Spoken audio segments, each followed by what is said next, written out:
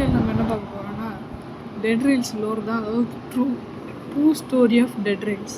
இது வந்து கேமே இருக்கும், இது வந்து விட்ட எல்லா ஹிண்ட்டையும் வச்சு ரெடி பண்ணது. ஓகே, ஃபஸ்ட்டு இந்த கதை எங்கேருந்து ஆரம்பிக்குதுன்னா வாஷிங்டன்லேருந்து தான்.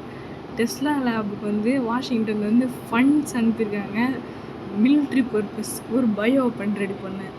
அதாவது இந்த எல்லோ ஃபீவர்னு முன்னாடி ஒரு டிசீஸ் இருந்துச்சு. அந்த அதே மாதிரியே தான் அந்த வெப்பன் ஒர்க் ஆகணும்னு சொல்லியிருக்காங்க. அதனால் இப்போ டெஸ்லா கிட்டேருந்து ஒரு அதோட ஒரு ப்ரோட்டோடைப் ரெடி பண்ண சொல்லியிருக்காங்க. அதாவது ப்ரோட்டோடைப்னால் பாப்புலேட்டிவ் ப்ரோட்டோடைப் கிடையாது, அதாவது ஒரு பொருளோட மாடல் அந்த மாதிரி. அதில் வந்து அப்புறமா ஒரு நிமிஷம் நெக்ஸ்ட் இயர்க்குள்ளேயே வரணும்னு சொல்லியிருக்காங்க.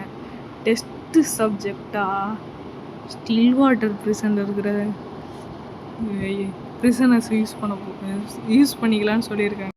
அப்புறமா டெஸ்ட்ல அதை ரெடி பண்ணது பிறகு இந்த டெவலப்மெண்ட்டுக்கு தேங்க்யூ, நாங்கள் வந்து 100 பேரல் ஆர்டர் பண்ணிக்கிறோம் நீங்கள் செஞ்ச லேட்டஸ்ட்டு ப்ரோட்டோடைப்புக்கு. அந்த ப்ரோட்டோடைப்புக்கு பேர் என்ன தெரியுமா வச்சாங்க? அந்த பயோ வெப்பனுக்கு ஏஜென்ட் 15. இப்போ கேப்டன் பிரெஸ்காட் இருக்கிற அந்த 4th கான்ஸ்டிடியூஷனுக்கு இந்த மெட்டல் பேரலில் எல்லா ஏஜென்ட் 15ம் போகுது. ஆனால் 2 நாள் கேப்டன் பிரெஸ்காட்டோட அந்த 4th கான்ஸ்டிடியூஷனில் அதை வச்சுருக்கணும்னு சொல்லிட்டாங்க. ஏன்னா 2 நாள் கழித்து தான் யூஎஸ்எஸோட மெயின்லேருந்து ஒரு கேரியர்ஸ் அனுப்புவாங்க. கேப்டன் பிரெஸ்காட் சீக்கிரமாக இந்த ஏஜென்ட் 15 போட்டிருக்கிற எல்லா டெலகிராஃபையுமே பேர்ன் பண்ண சொல்கிறாரு. டெலகிராஃப்னால் இப்போ நான் ஒரு பேப்பர் காமிக்கிறேன்ல, அதுதான் அதில் அந்த உண்மையெல்லாம் போட்டிருக்கோம்ல அது.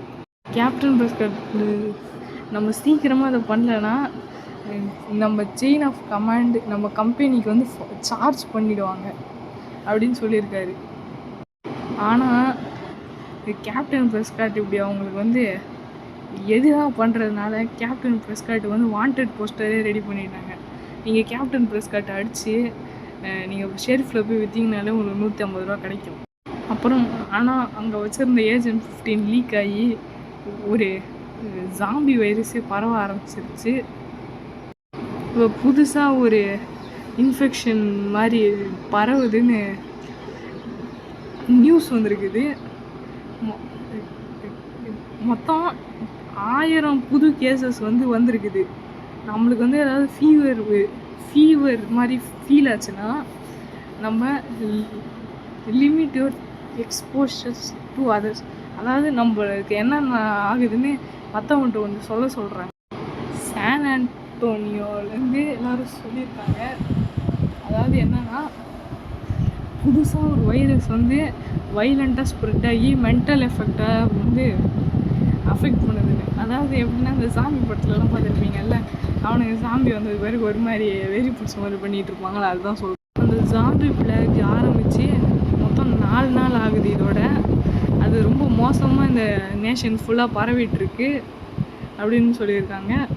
பிரசிடெண்ட் எம்சி கின்லே வந்து ஒரு மார்ஷியல்லாம் போட்டிருக்காரு இது திரும்ப கண்ட்ரோலில் எடுத்துக்கிறதுக்கு. கவர்மெண்ட் அஃபீஷியல்ஸ் சொல்லியிருக்காங்க இன்னைக்கு மெக்சிகோவில் இருக்கிற சயின்டிஸ்ட் எல்லாருமே இந்த ஜாம்பி பிளாக்கு மருந்து கண்டுபிடிச்சிட்டாங்க. அங்கே போனீங்கன்னா உங்களுக்கு ஒரு நியூ ஹோப் கிடைக்கும்னு சொல்லியிருக்காங்க. நம்ம ஸ்டில் வாட்டர் ப்ரிசனில் இருக்கிற கைதிங்க தான், ப்ரிசனர்ஸ்லாம் போட்ட மெசேஜ் இங்கே தான். நாங்கள் வந்து இந்த ஜாம்பி வைரஸ் இம்யூனாக தான் இருக்கோம்.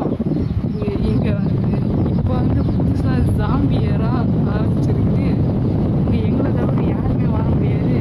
அப்படி யாராவது வந்தாங்கன்னா அவங்கள வச்சு செஞ்சுருவோம். இப்போ தான் நிக்கோலா டெஸ்லாக்கே புரியுது அவர் எவ்வளோ மோசமான விஷயத்த பண்ணியிருக்காருன்னு சொல்லிட்டு.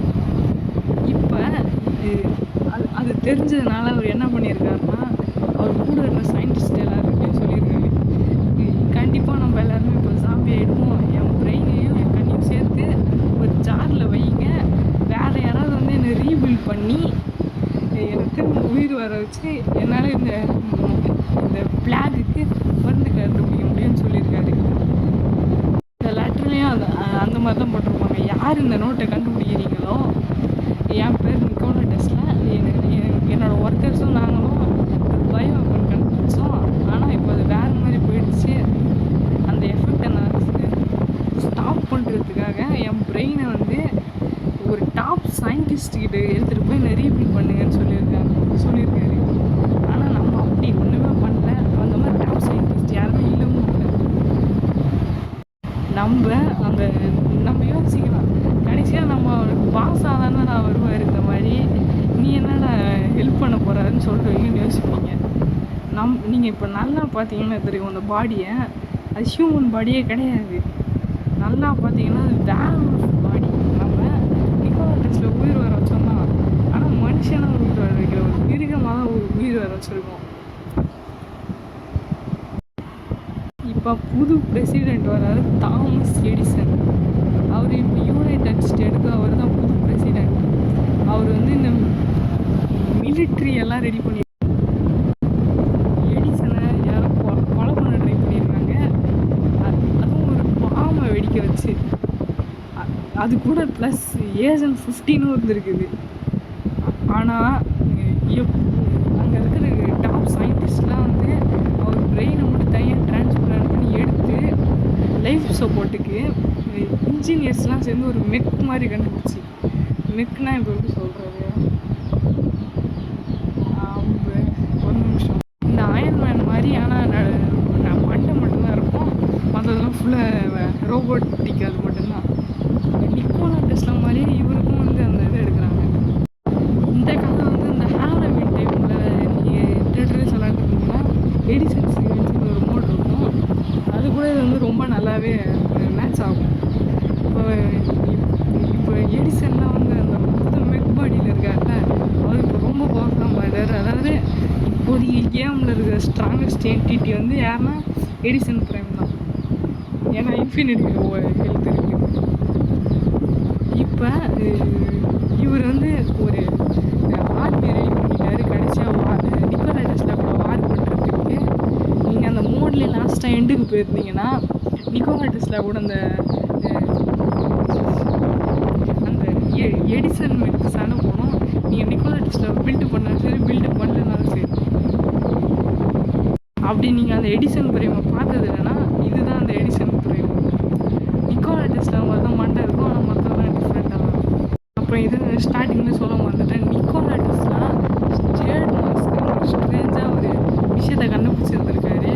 ஆனால் இந்த ஜாம்பி பிளாஸ் நடக்கிறது தெரிஞ்சதுனால ஸ்டெர்லிங் மைன்ஸுக்குள்ளே அதை வச்சுக்கிட்டு அந்த ஸ்டெர்லிங் மைன்ஸ் வந்து பீப்புள் மூடிட்டாங்க, யாருமே உள்ளே திரும்ப போகக்கூடாதுன்னு சொல்லிட்டு.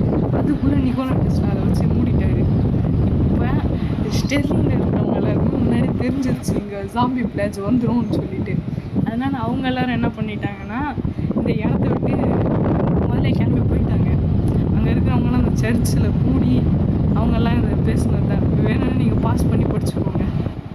அப்புறம் நம்ம ஸ்டெர்லிங்கில் போய் பார்த்தோன்னா ஒரு வீட்டில் மட்டும் ஒரு லெட்ரு இருக்கும். Dear, if you find your way back to this house, I took everything and left for San Antonio. I hope to meet there, I can't wait any more அப்படின்னு போட்டிருக்கோம். அதாவது யாரோ அவங்களுடைய ஹஸ்பண்ட்னு நினைக்கிறேன், தெரில யாருன்னு, அவங்களுக்காக வந்து லெட்டரை விட்டுட்டு போயிருக்காங்க.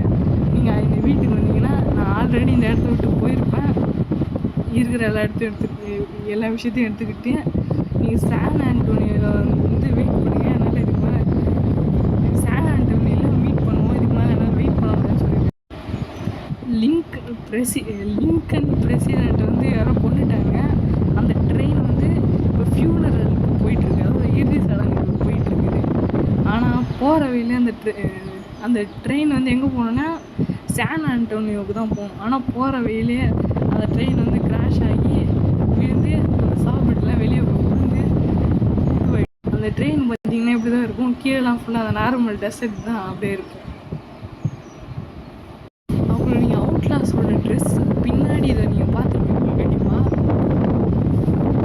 இல்லை லாஸ்ட் சீக்வன்ஸில் ஃப்ளாக் கூட பார்த்துருப்பீங்க. இது வந்து என்னென்னா பிளாக் பியர்டுன்ற ஒரு பைரட்டோட ஃப்ளாகு. அதாவது இந்த ஃப்ளாகை பார்த்துட்டு இந்த ஃப்ளாக் இருக்கிற இடத்துல நீங்கள் வந்துட்டீங்கன்னா நீங்கள் கண்டிப்பாக செத்துட்டீங்கன்னு அர்த்தம். அதுதான் சொல்லியிருக்காங்க. அவெஞ்சர்ஸ் லாஸ்ட் செக் போஸ்ட்டில் நம்மளை வந்து தடுக்கிறாங்க எப்படி வெளியே போக முடியாமல். அதுக்கு காரணம் நம்ம தப்பிச்சு போகக்கூடாது. அவனுங்க ஈஸியாக சர்வே பண்ணிடுறானுங்க. அவனுங்களுக்கு ஈஸியாக தான் பரவல. அவனுங்கள்ட்ட அப்புறம் இன்ஃபினிட் ஆமுனிஷன் இருக்குது, ஆர்சஸ்லாம் இருக்குது. அவனுங்க ஈஸியாக தப்பிச்சிடுறாங்க. நம்ம வெளியே போகக்கூடாதுன்னு நினைக்கிறாங்க. அந்த கதையை சொல்கிறேன். அது ஒன்றும் அது என்னன்னா, உள்ளே நம்ம ஜாம்பிஸ் எல்லாத்தையுமே பார்த்துருப்போம்ல. ஸ்டெர்லிங்கில் ஜாம்பிஸே இருக்காது, ஆனால் அந்த மைண்டில் வந்து ஜாம்பிஸ் பார்த்துருப்போம்ல. அது ஏன்னா ஆல்ரெடி அந்த மைண்டில் டெட் பாடிஸ் தான் வந்து அந்த மைனர் ஜாம்பிஸு எப்போயும் செத்து போயிருப்பாங்க பார்த்தீங்களா. அதுதான் அந்த ஸ்கெலிட்டன்ஸு. அந்த ஜேட் மாஸ்கோட எஃபெக்ட், அதோட பவர் தான் வந்து இவங்க எல்லாரையுமே அது ரிவைவ் பண்ணிடுச்சு. அவ்வளோதாங்க லோரே. உங்களுக்கு இந்த வீடியோ பிடிச்சிருந்தா லைக் பண்ணுங்கள், சப்ஸ்கிரைப் பண்ணுங்கள். நான் இந்த வீடியோ வந்து கேமிங் வீடியோ இல்லைனா நெக்ஸ்ட் வீடியோ இன்றைக்கி இன்னொரு வீடியோவும் போடுறேன். Okay guys, bye bye. Like பண்ணுங்கள், சப்ஸ்கிரைப் பண்ணுங்கள் ப்ளீஸ். பை.